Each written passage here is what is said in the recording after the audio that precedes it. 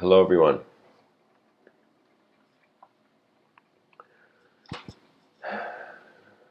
Welcome, dear world, for my voice finds you again.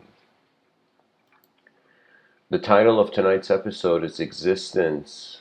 Where's the off? Is existence? Oh no, is existence a known effect of an unknown cause? And I don't know why the subtitle hasn't been updated. I wanted to speak about the Aristotelian causes.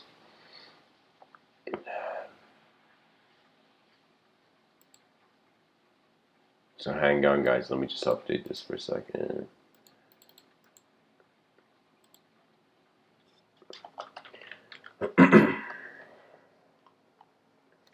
I wanted to speak about the nature of how human beings are interpreting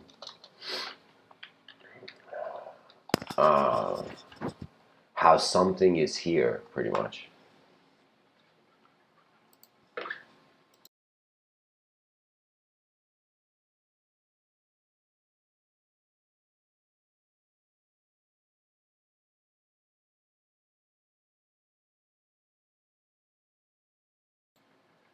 Aristotle tells us we do not have the knowledge of a thing until we have grasped its why, that is to say, its cause.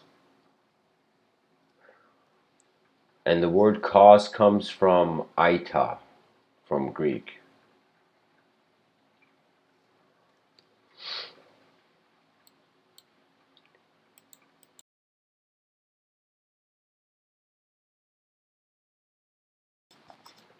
You know what it was? Pretty much Aristotle back in the day, he was wondering that if you are to understand something, you need to comprehend its cause. And to comprehend the cause of something, that's the full grasping of it. And so Aristotle saw four different kinds of causes. And I'll tell you the way I've understood this through a very simple example. Imagine someone looking at a cup of iced tea. I'm looking at a cup of iced tea right now. Aristotle was saying that, all right, let's see, what are justifications for the cause of this object? And so there was a material cause. Why is this? Why is reality this? Because of the stuff it's made of. Because of the material, the purpose, pretty much the effect, the object is there because of what it is. So we can say that there's the material cause. Then we have the form cause. How do we know it's a cup? Because of the source of, you can say there's a circular opening, that at the bottom of it is closed. That means it becomes a design response, an observation of the design of the phenomena. Well, how is this object here? Or I would say, I shouldn't say object, but how is this cup here? What's a cup? It has a circular opening, imagine. It's a design of the object, okay? Then we have the agency cause, the efficiency cost. And this is pretty much, we can say this cup was not made because of what its design and not because of its substance, of its material. It was made because someone made it. That there was another agency, there was another dimension of intelligent administration of the form,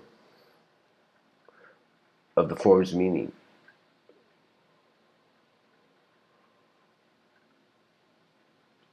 What I mean by that is that this cup is here because it was made by someone. Someone made it. That's a cause for the cup. Now, just because someone made it doesn't suggest a purpose. So you can say we looked at how the object is made from glass, the material, for example. That's the material cause. We looked at how it has a circular design. Just the nature of the design of the object is the form cause. And then we have the agency cause, like some dude made this cup of this glass cup, And then we have the final cause, which is the purpose, which someone made this cup to drink something from it, right? So we have agency being a reason it's made, but not per se a why for it's not made for the agency. You can say the final cause, the final Aristotelian cause, it's like made for the agency. So I would say let us put the material and formal causes, and we give that to the analytical philosophers. The analytical philosophers. The agency cause and the final cause, will give that as an assignment. I'm just playfully thinking here, as an assignment to continental philosophers that have a keen interest on the position of language in human psychology. For example, me personally, there could be endless. I could read endless psychology journals on how we reflect animal life, but our use of language is so sophisticated that it feels to me there is something else that we're not seeing. That we're making it too easy, by just comparing ourselves to animals, and the model doesn't explain everything. That means it doesn't explain the hard problem of consciousness. So the hard problem of consciousness, if we were to, I guess, use an Aristotelian lens of the four causes, if we were to grasp consciousness, let's say, I'll give this a try right now. Probably it's not going to be as accurate as I as I hope, but I think it's worth it. So the Aristotelian causes, the formal cause,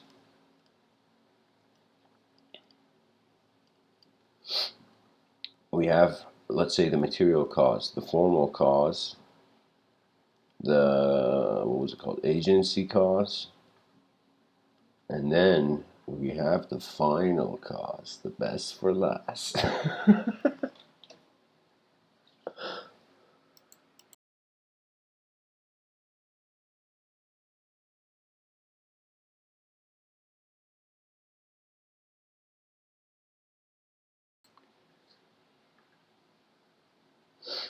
Charles says it is the emptiness of the cup that makes it useful in the chat section.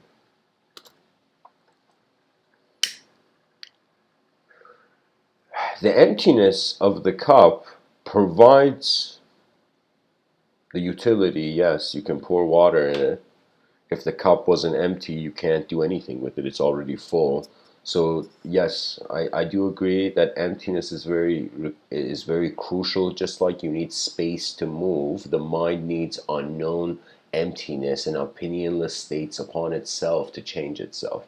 We have this view that the more we have, that's how we change, or that's how we change better, but that's not the case. If you treat life like a journey, sometimes it's like you got to be quick, then you got to get rid of the weight. Moments where there is an experiential priority, at least in my personal life, it transcends my notions of existence. What that means is, whatever opinion I have in the situation, if life sensitivity, for me, language is a different room than the actual experience of the human being. What that means is, I'll give you an example. If, imagine someone in front of you is carrying a giant weight, a heavy weight, okay? And you see that it's like hurting their back. You can just see it instantly, like, okay, this person's breaking their back, And and you ask the person, hey, do you need help? And the person's like, no, I got this. I got this. I got this giant weight I'm carrying. Don't worry about it.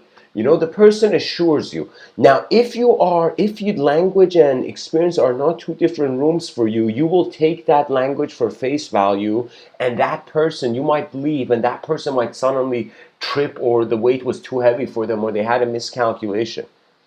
You don't know. There's been times where I've been in situations where people have asked me not to get involved. And of course, I don't mean personal. I don't mean in regards to people's personal life. I mean just in like a situation where it was they were moving something or they were doing something. And I remember that I would wait there until the act was finished in case if they needed a person. Do you know? And that's the thing. That we have to attain a sort of experiential street smartness.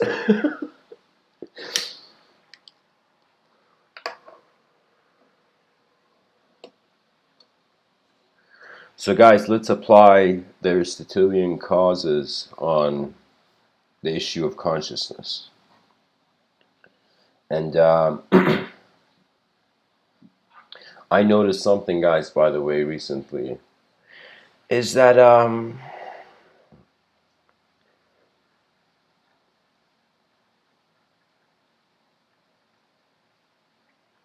remember, as Aristotle has said, anyone, whether you listen to what I'm saying, whether you listen to whoever, whether you listen to yourself, it is the sign of an educated mind to to accept an idea.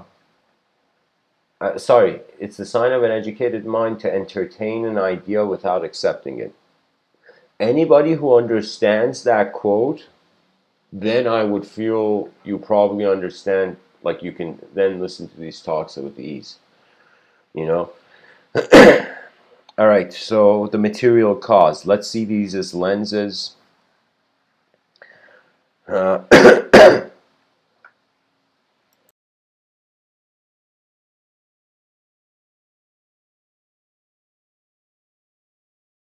so right now, I use the model of the inner realm and outer realm, something that I have designed, and a certain approach in language, that the outer realm is whatever's in front of your eyes is an object,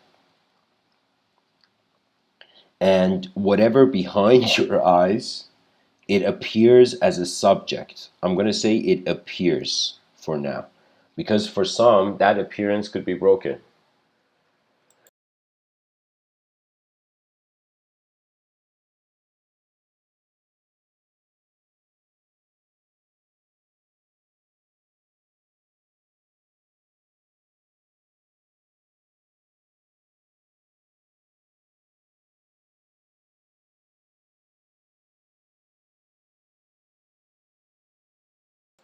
If we were to look at the material cause,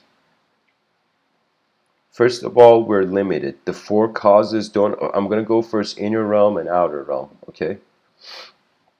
So that means I'm running this Aristotelian four causes, these four lenses on both a psychological being and an animal.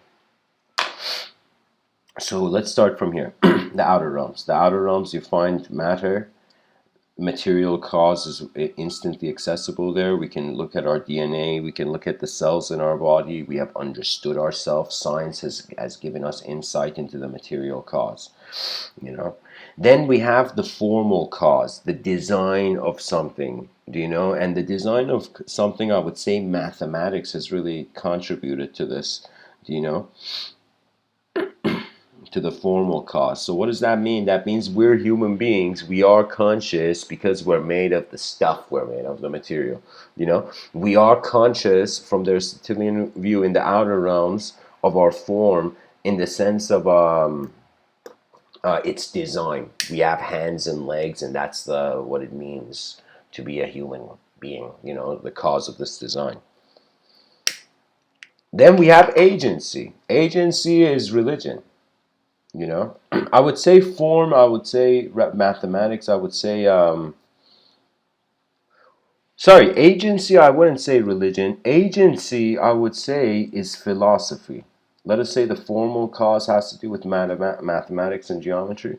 Then we come to the agency cause, which means there was just an agent. There was something that caused the change, not necessarily for a certain intention. I would say philosophy would approach the agency problem.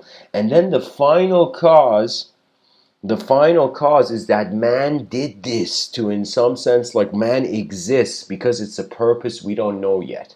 Do you know? So I would say religion is kind of looking at that. Religion, certain metaphysical shamanic traditions. So what does that mean? That means when it comes to the outer realm, we have to study the material we're made of. We have to study how our design is, leading to the value of the human being. We have to wonder about the agency. The agency, another way of speaking about it in regards to applying these, as I see them, these Aristotelian causes, these lenses to the outer realm, Agency would be epigenetics, would be things outside of your genetics influencing your genetics, you know?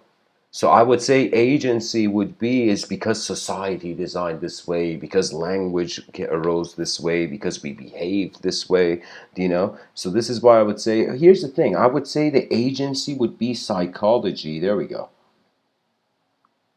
Let's give psychology to the agency. Psychology and philosophy.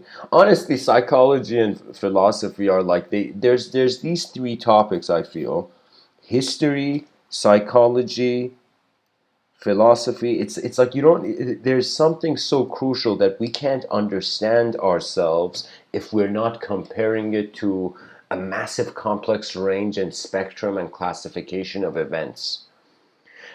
Which I'm going to get to that in the inner realms. But for now, the outer realms, let us say the material cause. Let's say scientists are running after the material cause. You know, mathematicians, designers, they're going after the formal cause. Why does it look like this? You know? Um, then we have the agency cause.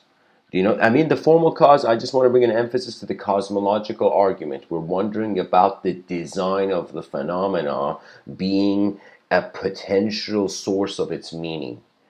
You know?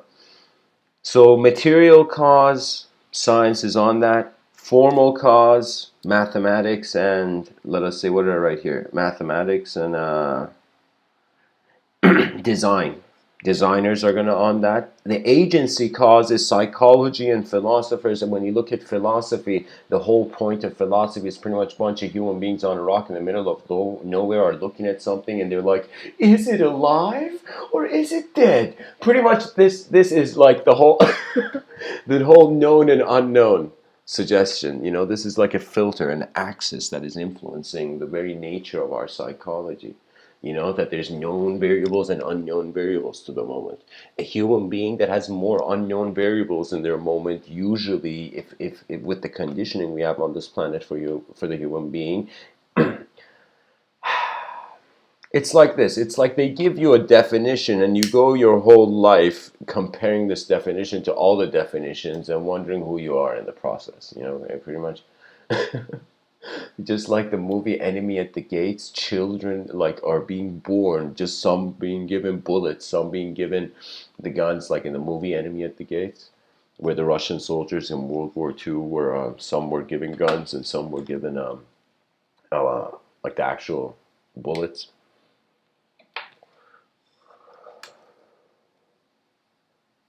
Pretty much, I'm saying we open our eyes with different um, identifications with the phenomena of our attention, which translates as our direct experience. So, anyways, guys, that was the outer realm. Now the inner realm. This is the core of the talk. If this talk was orange, I'm literally squeezing it completely to get every last drop, like it. So the inner realm and applying the four Aristotelian causes. So let us say the inner realm. Now the inner realm is something where technically we don't acknowledge. Many don't acknowledge. They acknowledge a subjective self, but many people don't dare to comment on the realms of their subjective self. Most people are very open to comment on the objective self, like keep that music down, you know. But very few people comment on like what is music, you know. So in the inner realm, there is no material cause simply because a subject is not made of matter. It has design, it has a formal cause. Your inner realms have a formal cause, but they don't have a material cause. Or even if you choose to give it a material cause, you would reduce it back to the outer realms. So that means it's like the material cause is just your biological existence, you know. But when I say the inner realm, we're looking more at the phenomenology of the mind, because the mind again is not an object, so we can't technically pinpoint a material cause for it. But what translates as matter in the inner realm is image. So you may, as a being, just close your eyes and in your inner realms experience an image, as if like this picture you see in the wallpaper. Imagine you're walking on the side of the street in the wallpaper, right? That's your inner realm activity. And it has design, yet it's not real as to the same level as matter. So in the inner realms, when it comes to the mind, it doesn't have a material cause, but it has a formal cause. It has the image here. That's better than me saying, okay, yeah, and that would be.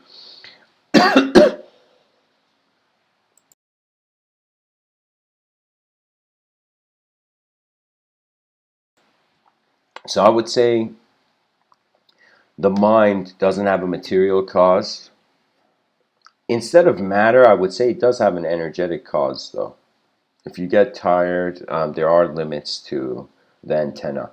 Now, it has a formal cause, which is design. We're like, oh my God, are you imagining imagining this? You know what I mean? Like that. Something where it has to do with the form, the design, the shape. I say often that imagination is like an invisible room. You know, when you can sit on the bus, think about something, and somebody could sit beside you on the bus, think about something, and you and that person never know what each other thought.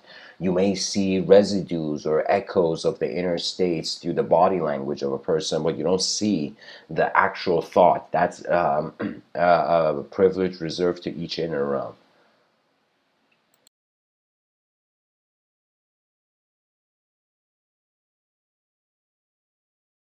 So in the inner realms, the material cause is let's say again the least brightest, and it goes to the formal cause. Then it comes to agency.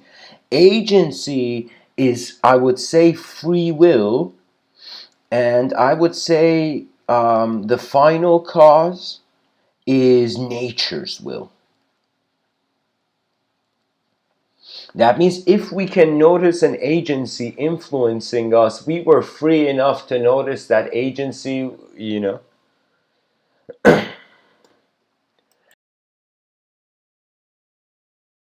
as separate to ourselves.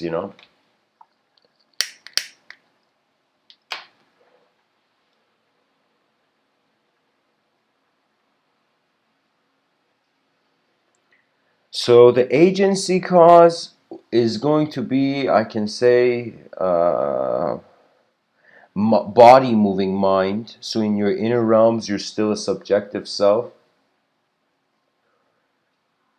And you can say in the final cause, let me see, how do I paint this? You see, here's the thing about the inner realms. It's easier being a subject than an object, because to be a subject, you just need to have the attention on, like a light in the room. But to be an object, and especially to be a proper object in this world, to survive in this world, there is a specific coding to the just biological existence, because it's strange. We are creatures that seem to have been designed to spend most of our lives to take care of ourselves. Like, it feels like an inefficient design to me. Do you know? Because when I design something, I don't know, I don't like, I think, I mean, of course, I'm being very kind of playful here with this mindset.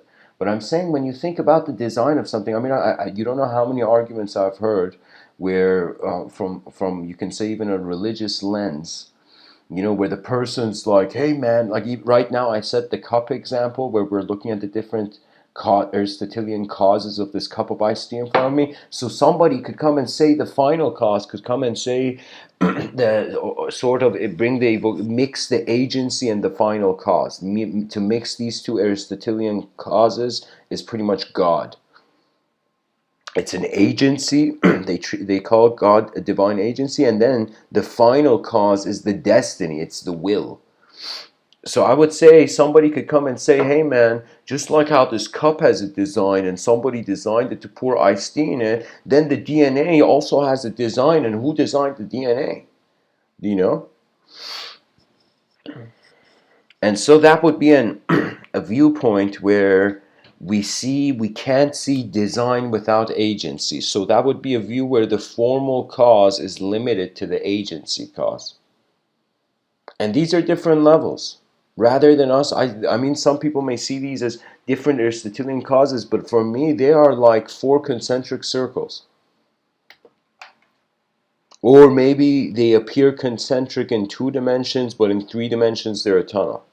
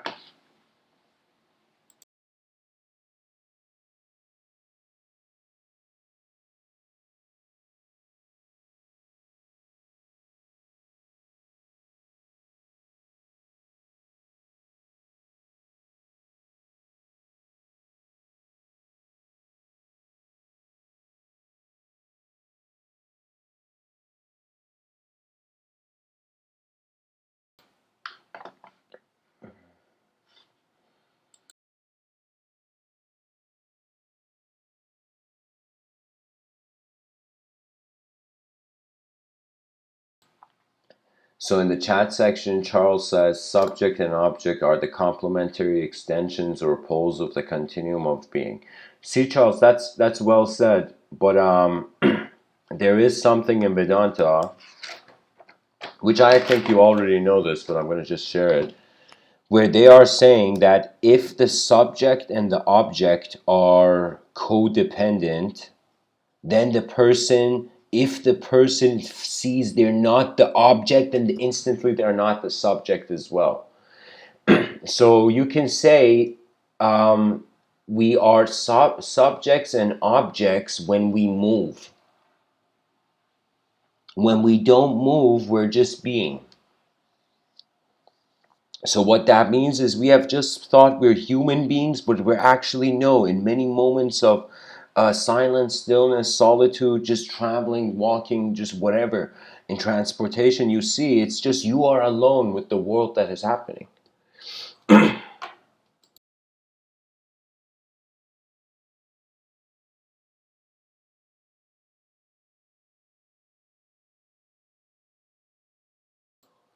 I would say that the inner realms are a return to nature's mind. And nature's mind was here in a way before objects and subjects had a separation. You know, that means there's moments where I feel I'm a person, evolutionary creature with a certain name, background, personality, identification. Like all the words I know, to be honest, every concept I know my mind has known so far, it comes down to an image. That means all words in the English language are technically an alphabet of imagery.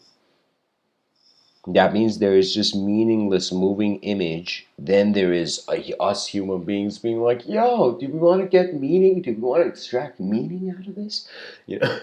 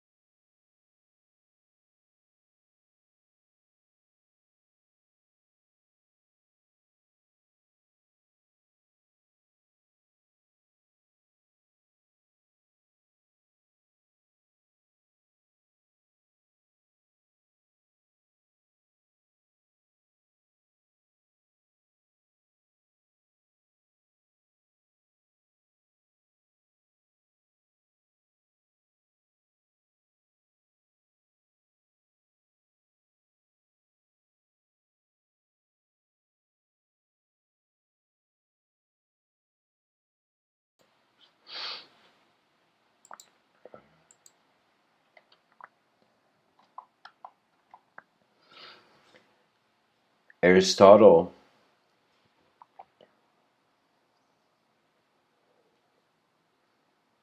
I will go into a quote tunnel of him later, but he had to at some point realize that all these causes were angles, and each cause was a certain part of the angle, and that to be 360 is impossible, as an individual at least.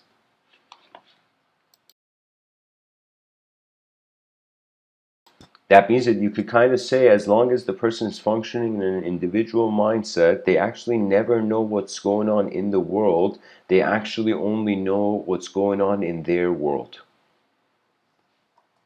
So you can say subjects and objects are how we are separating ourselves from everything.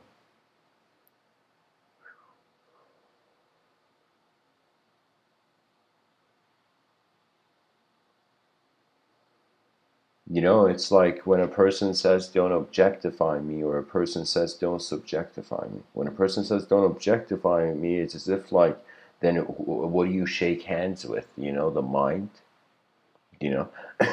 When someone says don't subjectify me, does that mean in some sense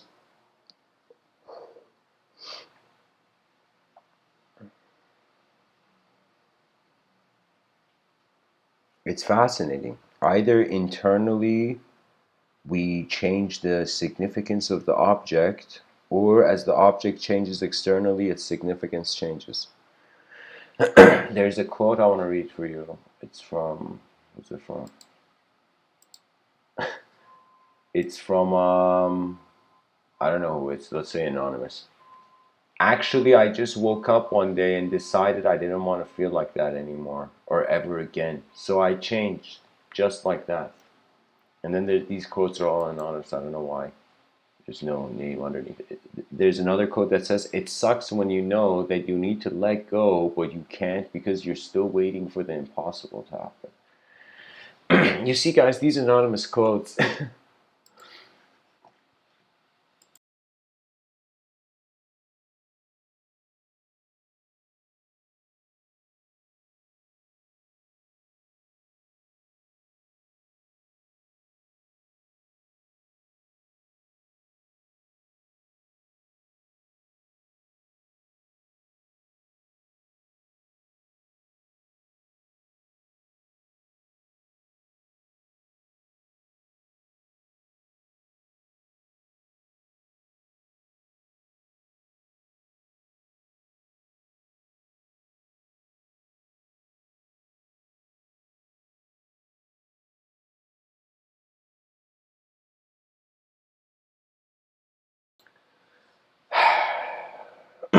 For how long will objects seek themselves as subjects, and for how long will subjects be limited to the objects?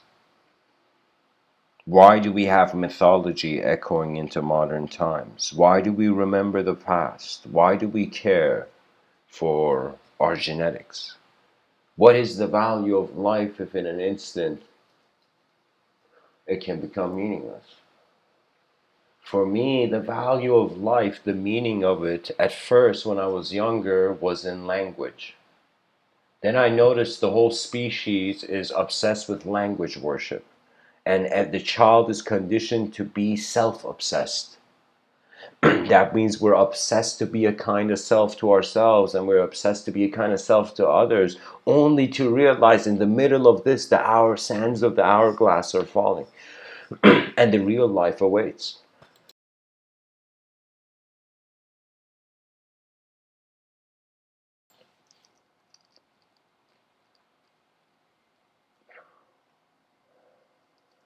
There was a moment in my inner realms personally. I had one night where I was just, staring out the window of my soul. And in my inner realms, I noticed that chaos and order are both members of civilization. And as long as we are branding people chaotic and ordered, we have in some sense denied the ability to change. Pretty much when you put someone in a box, their whole life they could fight trying to get out of that box. I saw this video.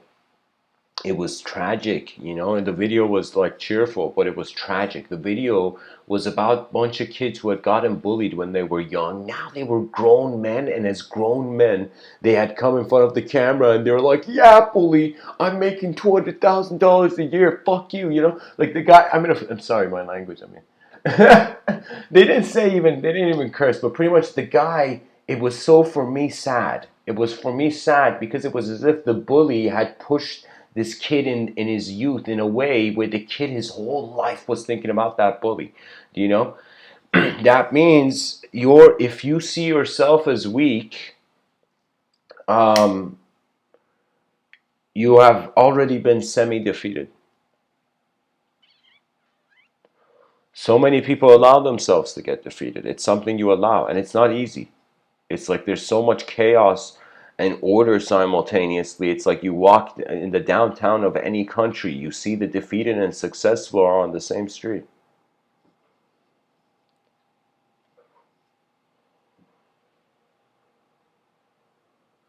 And so, what is the purpose of eyes if they have believed? Why do you have eyes that can see new worlds if you are meant to only see one world? Do you know why are we designed? You know, it's like a temporary creature limited by a belief. And when I say a belief, I mean there are beliefs that you can say there's types of beliefs, so we don't have wars over them. You know? We can say there are beliefs that relate to experience and beliefs that don't relate to experience. Somebody has experienced something, so they technically believe it because they know what it is. It's like I believe in gravity right now. You know, and if I say I believe in gravity and somebody tells me, hey man, why do you believe in gravity? Do you know? It's like, why do you believe? You know, I disbelieve in gravity. And I'll be like, because man, if you were to let go of your phone, it'd break. You know what I mean? Because there is an experiential attachment to the language that has arose in the mind. But if we don't have that relationship with the direct experience of the cosmic activity, then you are walking alone. It doesn't matter how many people you're with. If you feel off tune with your moment, your whole moment, it doesn't matter. I'm telling you, you can act like a king, but you will have dreams of a beggar. If you cannot put down the crown and the filthy rag, if you can rise beyond uh, the design, that means for right now, we were just like stuff. Technically, from the Aristotelian model, it would be we were just matter. Then we had form. We became life forms. There was a life to the form. You know? Then we started wondering about agencies. Oh my God, how are we being human? You know? And then we have come to wondering about the final resolution. And for me, I will tell you, life has for me a final cause, and that final cause is to see how far the human being could go. You know, there was this commander in this show called Shingeki no Kyojin, Commander Erwin Smith, and this commander was challenged and asked by his soldiers. You know, and he said they were all about to die, and the soldiers like, "Is it all meaningless?" Do you know the soldiers paralyzed with fear? And Commander Ervin gives such a philosophically deep answer, and he says, no, because the meaning in our lives is we fight for those who will one day have them find the meaning. And not physical fight as in war and shit. I mean, like fight as in we live for those who will one day comprehend this life purely. And we will just be a genetical glance. You know, we will just be maybe a way they walk or a way they talk or a way they breathe, you know? There's so many things, you know, because there has been times that when you could look at yourself in the mirror, technically that's an out-of-body experience. You're literally noticing your body outside of your body, even though it's a reflection, but technically it's an out-of-body experience, you know, out of your a mirror body experience.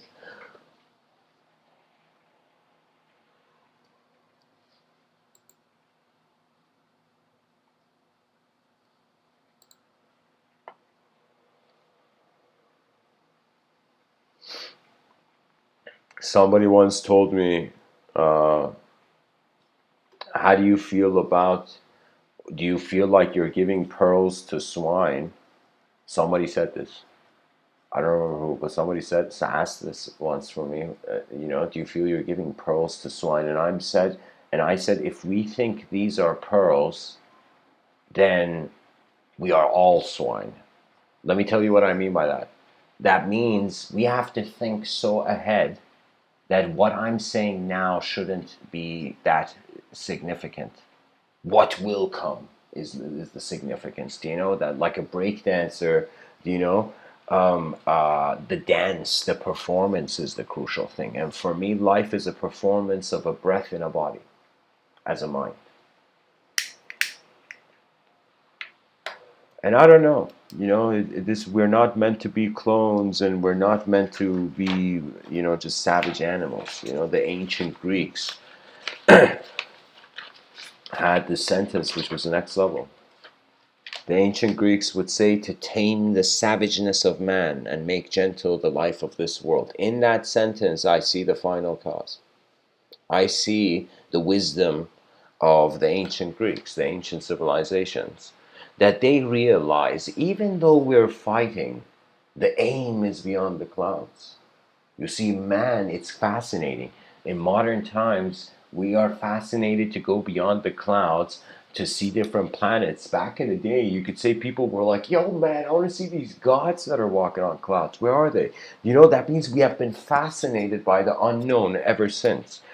You can say the unknown is the most ancient pattern, the most ancient signal in this realm.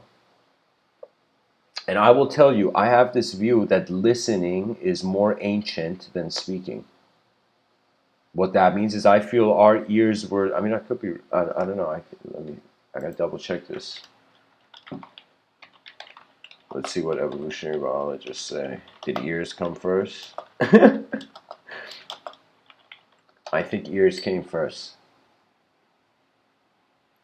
So the evolutionary break that gave mammals their hearing. 120 million years ago, when northeastern China was a series of lakes and erupting volcanoes, there lived a tiny mammal just a few inches long. When it died, it was fossilized down to its most minuscule ear bones. And it is these ear bones that have so intrigued scientists. They are evidence of how evolution created the unique ear of mammals, giving modern mammals, including us, a finely tuned sense of hearing. Today, mammals have 3 small bones in their ear that transmit sound from the eardrum. Okay, let's keep going. The fossilized mammal found in North China named, or okay, well, oh my God, what is this?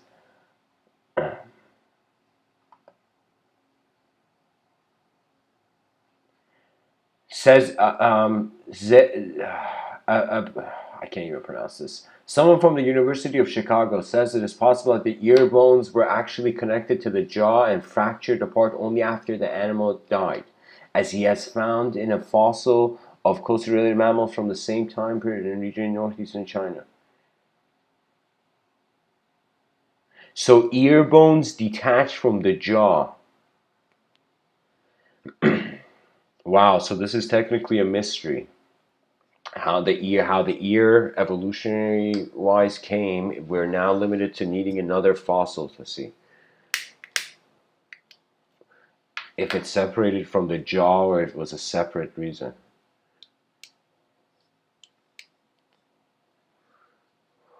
But anyways, I feel ears came first. I feel that, and it's strange, you know, like our mouth can close, right? Can open and close, but our ears don't close and open.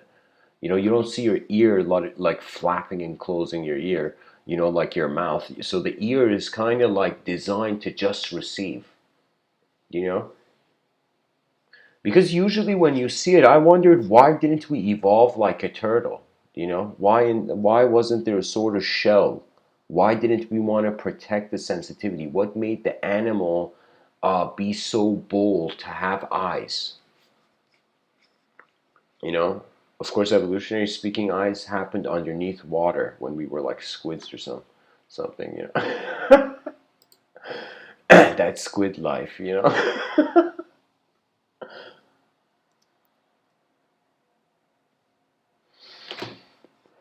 The unknown has a voice louder than words, and those who hear it, they can stand in the silence. Doesn't matter if time is there or not. To give this talk a resolution, guys, because it's been, oh no, it's only been 46 minutes. Is existence a known effect of an unknown cause? Technically, the personhood appears that way. Right now, I'm speaking to you. It is true. I have a certain references, sensory perception based like ranges of kind of processing the brain is doing. But it doesn't mean just because the person is, they know. So for me, I was like, all right, let's see which one's more possible. Is it more possible to know things in this world, or is it more possible to not know things? Because we start off not knowing anything about the system and we're conditioned into it, so we can say the unknown is here first. The unknown is like your ears, the known is like your mouth, you know? That means one is a receptive state of being, yeah, and one is an expressive state of doing. That means you have to be nothing in order to receive something. Sometimes when I listen to someone, you know what's happening? It's as if our brains are designed to, are conditioned to usually process things one at a time. Like I don't know how many people have tried this out, but I have this habit where instead of music, I just listen to like, I don't know, lectures on YouTube or whatever. And there is this thing that when I listened to lectures, once I had two lectures overlap where there were two videos playing at the same time, two people speaking at the same time. And I tried listening to that. I was doing like some other activity, you know, and the two lectures were playing at the same time. And I was trying to listen to each, and I realized it's the only way I can listen to both of them if I stop listening to both of them. That means when multiple people speak to me, I don't actually listen to what they say. I watch the whole moment, and technically I subconsciously hear what they're saying. You know? Not subconsciously, but like it's like I'm just saying that if two people were speaking to you at the same time, it would be like checkpoint up. It's like you hear a percentage of what one said, then you hear a percentage of what other said. Then it's like literally you're going back and forth, back and forth. This kind of implies a one at a time mode of perception. So technically, that would mean right now when I'm giving this talk, and if you're listening to this, you're not thinking about being you because this language is being the projection of the image.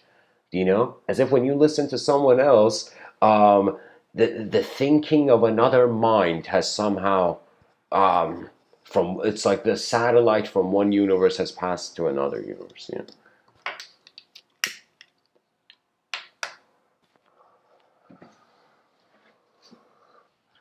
We have to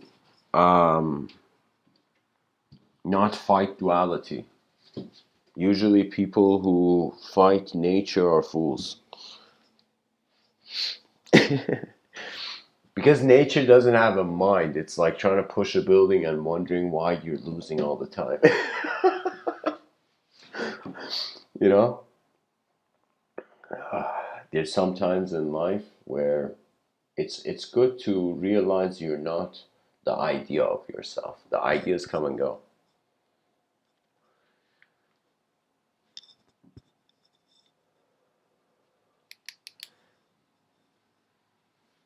You must allow the inner child to no longer be banished. I feel something happens that anytime a human being in the system perceives a certain range of chaos,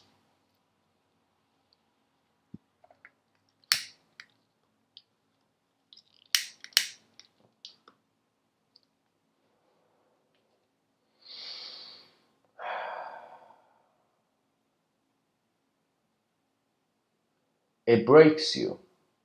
There is the virtue of an innocence prior to seeing the cruelty of the world, and then there is the virtue of that which has seen the cruel and yet can integrate the inner child. What that means is the inner child is memories of your own existence, you existing to yourself in simpler ways, you know.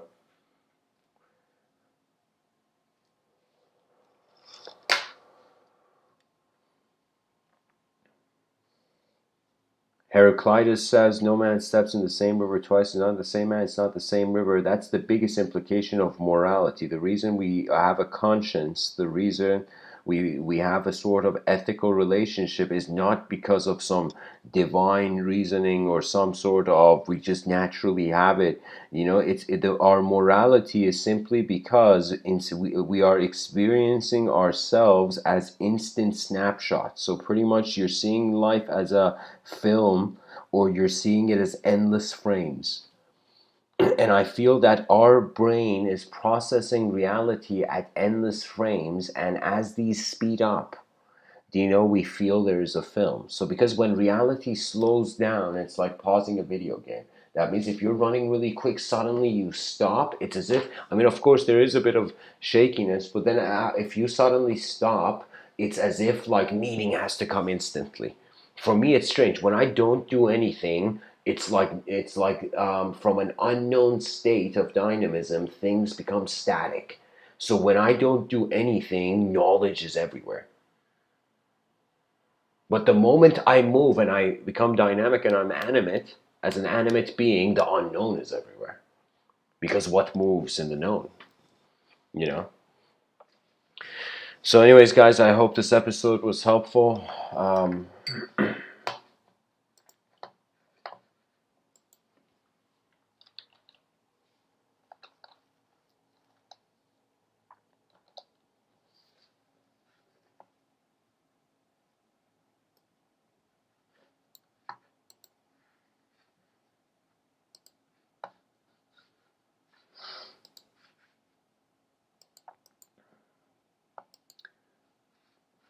Oh yeah, the Aristotelian quote tunnel, guys. I totally forgot. All right. Actually, there's going to be more to the talk, I'm going to read for you some Aristotle quotes before I end up.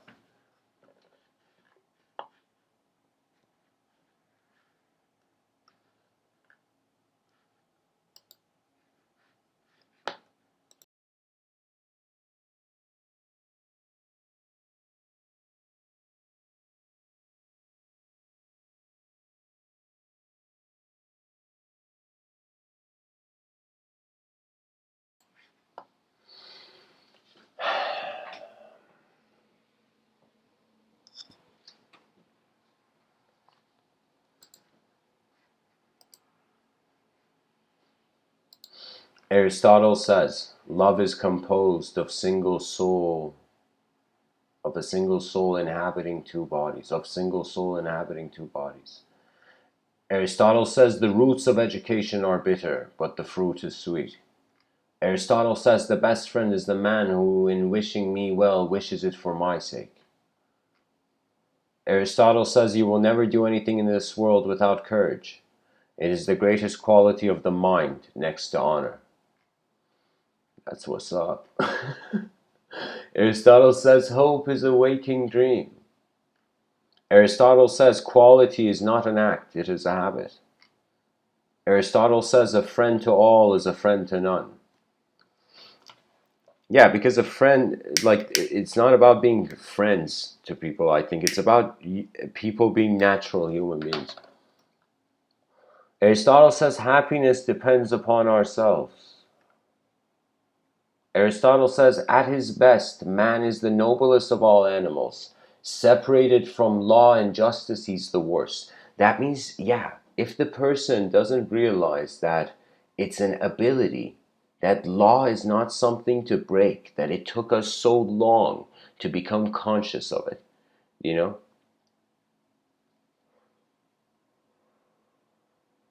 For me, the issue with law is that it's not updating as fast as the consciousness of the individual is. And all political systems suffer from this. They're always behind their most up-to-date citizen. Aristotle says there's no great genius without a mixture of madness. Aristotle says the energy of the mind is the essence of life. You don't say.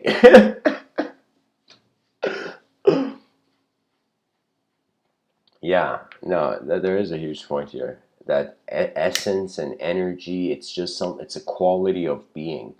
That means if you are suffering from how you're being, if you're suffering from something like that's just naturally there, then it's like, I wouldn't say suffering from something that's natural there. I would say it's like, right now we're perceiving we're bodies, okay, and we are matter that has somehow through evolution named itself, okay, come to a point. So evolution made an object into a subject to itself.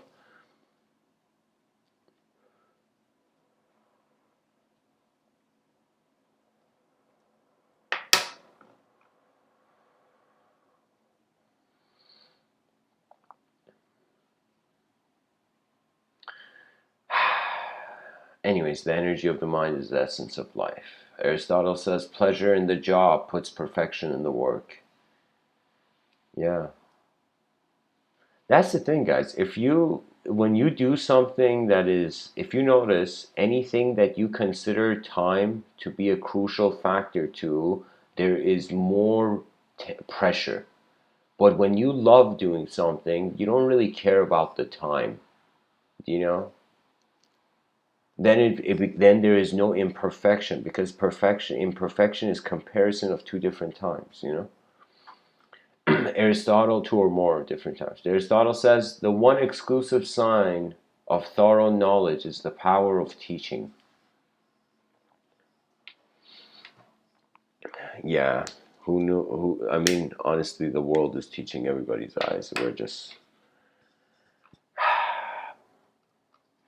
a temporary glow in a species that is attempting to become interstellar. Aristotle says friendship is a single soul dwelling in two bodies. Aristotle says democracy is when the indigent and not the men of property are the rulers.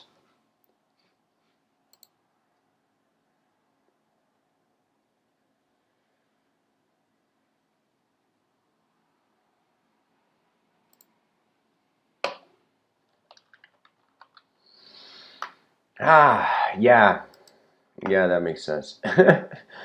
Aristotle says those that know do, those that understand teach. Change in all things is sweet, Aristotle says. Aristotle says he who is to be a good ruler must have first been ruled. Yeah, this is the same kind of way of thinking we have towards violence. The reason there's so many violence and savage and messed up things is because the people that do a lot of messed up shit is because they've seen it. Their minds have been exposed to it, you know. But at the same time, it's just a testament, as Isaac Asimov, this scientist and this sci-fi science fiction writer, epic science fiction writer, he would say violence is the last refuge of the incompetent. That means if you have to do something violently, unfortunately, you haven't used your 4 billion-year-old evolutionary mind to find a way to do it that is not violent, because that's the whole elegance and style. You see, it's no longer about who has the most brute force. It's more now about sensitivity to actually what's going on in this massive human event on this rock. You know, they say armies get destroyed, kingdoms get conquered when they are divided and then conquered.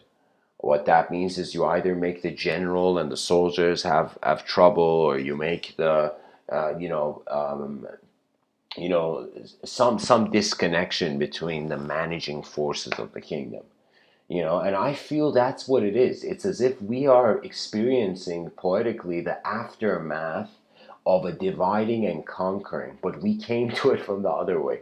So what it means is, like, we evolved by dividing and conquering ourselves as ideological and conceptual phenomena, you know? But now Mr. Within is saying if we are to truly attempt an advanced civilization, we can't have the same attitude and expect a different result.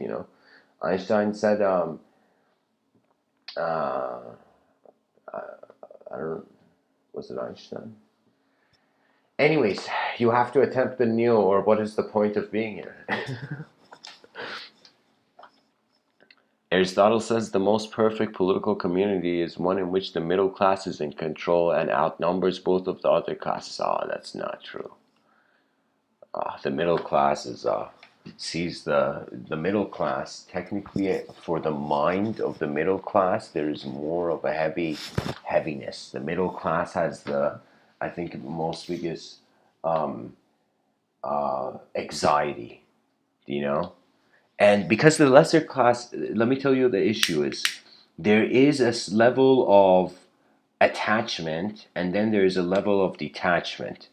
There is some level of detachment that is liberating. So you, once you, in some sense, if you experience a moment where you really have nothing, you'll really feel this, that there's nothing to have. Simple as that. That's the kind, you can say, the lower acceptance of the human position, you know. Then there is an attempt of human beings trying to really enter this system, but the system is not efficient itself as well. So there's so many design problems to civilization that right now we just have to get rid of the division, and then unconquer ourselves from our arrogance and ignorance, you know. Aristotle says fear is pain arising from the anticipation of evil. Aristotle says character may almost be called the most effective means of persuasion. Aristotle says the educated differ from the uneducated as much as the living from the dead. Aristotle's kind of showing off there. Aristotle says the secret to humor is surprise. Yeah, also repetition, which inevitably becomes surprising. That means anything you do a lot, you see the expectations, then you see the unexpected after a while, you know. That means if you as a person every day woke up and just practice writing a sentence, you know, you just wrote a sentence. Let's say you want to be a writer of sentences before a writer of books, you know. And so every day you woke up and you wrote a sentence. Maybe the first couple weeks, maybe you might be writing not as yourself. But if you write every day just one sentence, after a while you're going to notice that you have incredible freedom. So first, you're in any system, you appear as a fool because you're unfamiliar with it. As you become familiar with it, then you see how the system works. When you see how the system works, you can navigate in it.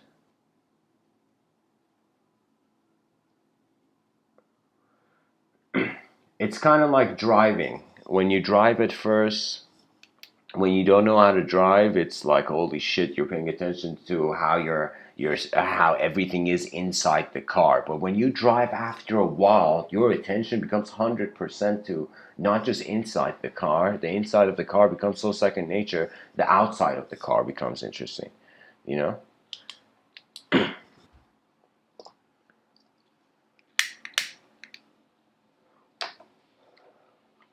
Aristotle says of all the varieties of virtues, liberalism is the most beloved.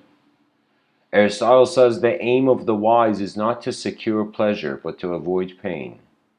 Aristotle says all men by nature desire knowledge. Yeah, of course, we're creatures. We're like, yo, where are we? Where am I? You know, like that's pretty much this pursuit of knowledge. You know, a creature freaking out on a rock in the middle of nowhere. The most beautiful poetry.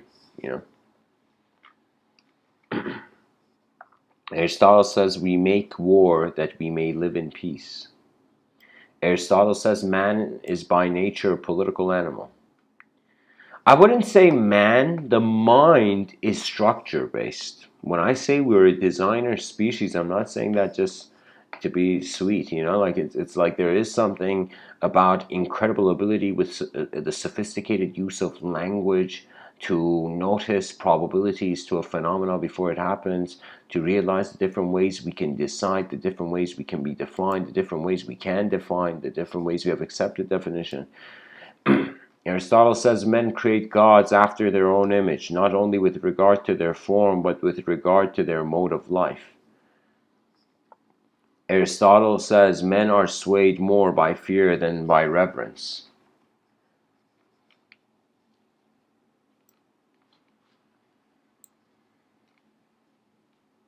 Aristotle says most people would rather give than get affection. Aristotle says no one would choose a friendless existence on condition of having all the other things in the world. Yeah. Aristotle says men acquire particular quality by constantly acting in a particular way. This is true that people are not just what they think they are what they have been doing so far. You know? That means you might not believe it. I am not the language of my realm, of my moment. I am how it's being here as it all moves.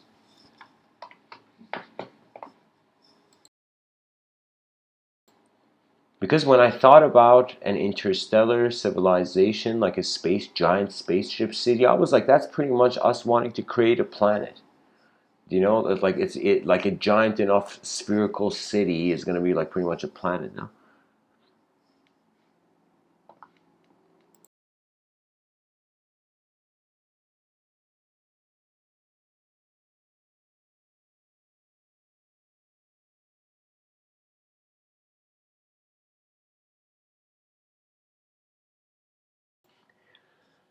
Aristotle says courage is a mean with regard to fear and confidence. Aristotle says a constitution is the arrangement of magistracies in a state. Aristotle says even when laws have been written down, they ought not always to remain unaltered. Aristotle says no notice is taken of a little evil, but when it increases, it strikes the eye. And last but not least, it is unbecoming for young men to utter maxims.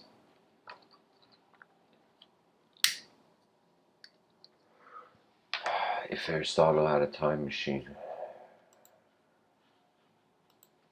If only.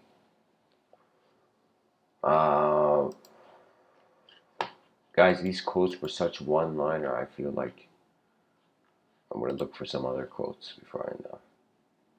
He has, like, definitely has much longer quotes. Aristotle has this, there's this ebook he has, which is incredible, which is On the Heavens. So anybody who Googles Aristotle on the Heavens audiobook or something. Aristotle says the most important relationship we can all have is the one you have with yourself. The most important journey you can take is one of self-discovery. To know yourself, you must spend time with yourself. You must not be afraid to be alone. Knowing yourself is the beginning of all wisdom.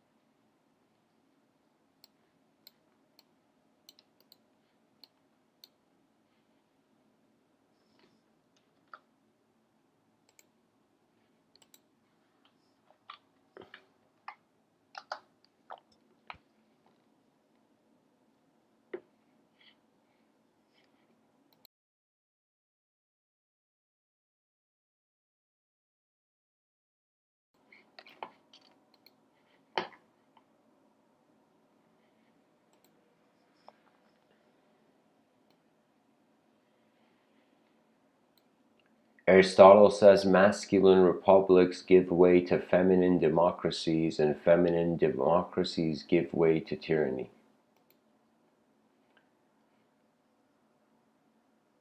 Aristotle says educating the mind without educating the heart is no education at all. Aristotle says the more you know you don't know.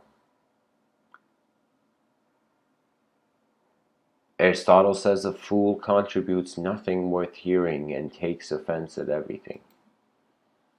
Aristotle says criticism is something we can avoid easily by saying nothing, doing nothing, and being nothing. Wow. Aristotle says anybody can become angry. That is easy. I've read this in a previous talk. Okay, here, I'll read it, whatever. Anybody can become angry. That is easy. But to be angry with the right person and to the right degree at the right time and for the right purpose and in the right way, that is not within everybody's power and is not easy. Happiness is a quality of the soul, not a function of one's material circumstances.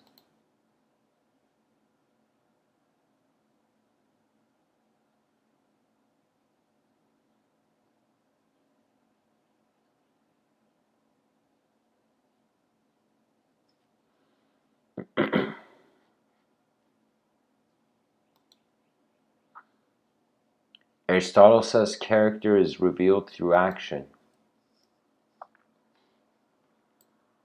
The worst form of inequality is to try to make unequal things equal. Wow. This quote is heavy.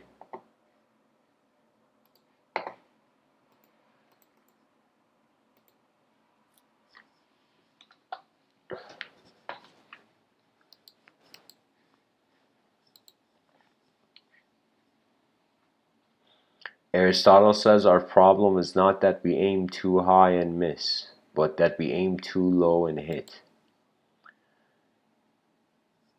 Aristotle says excellence is an art won by training and habituation.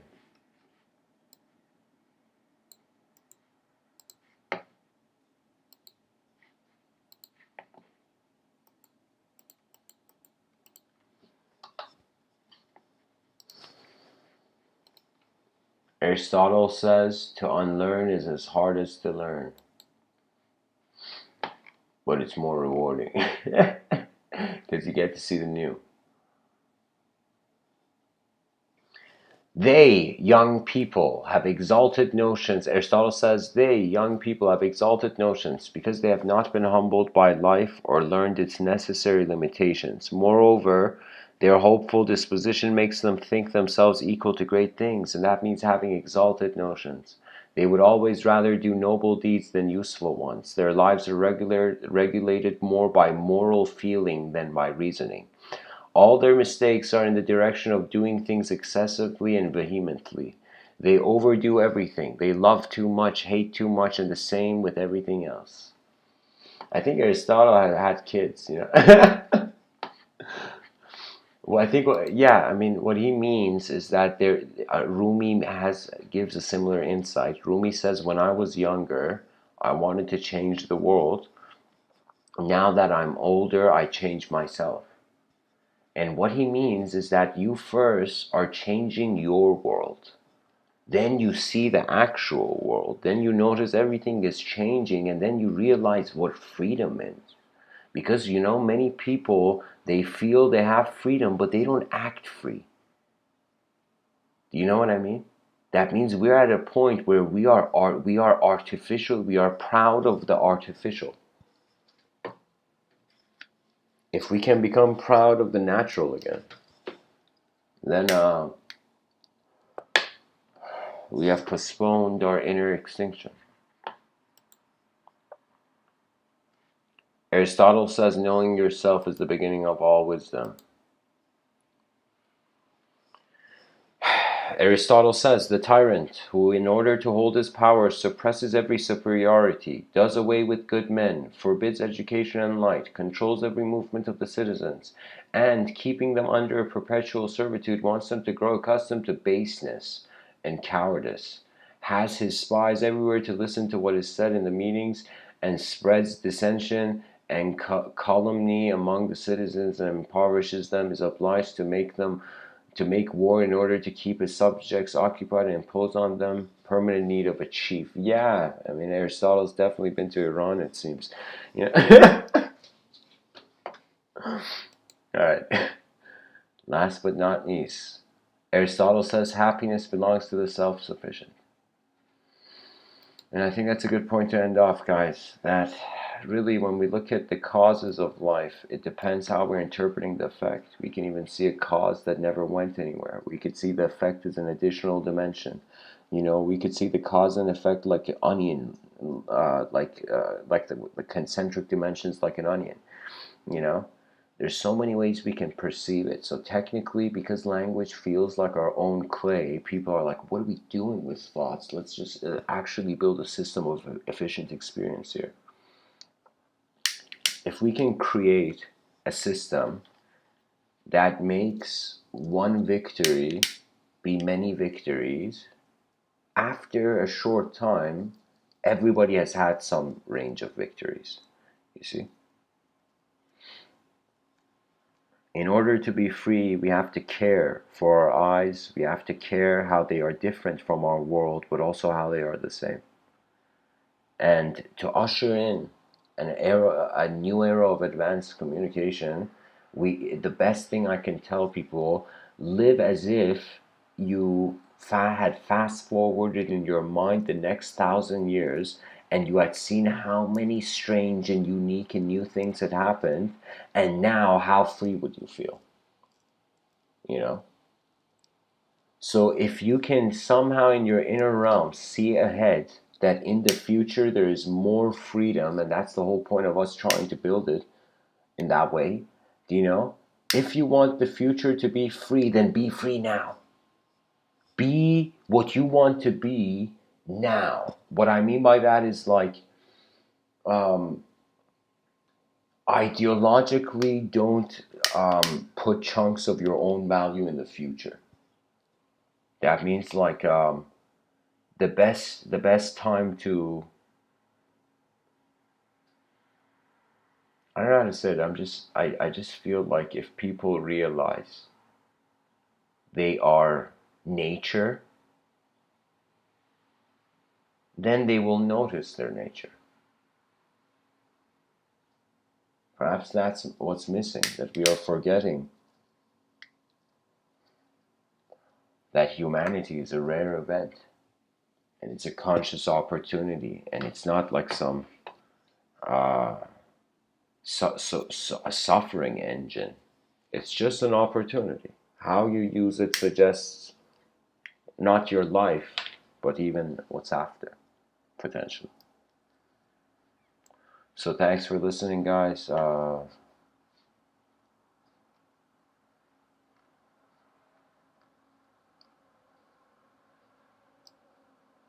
And yeah, I guess in the comment section,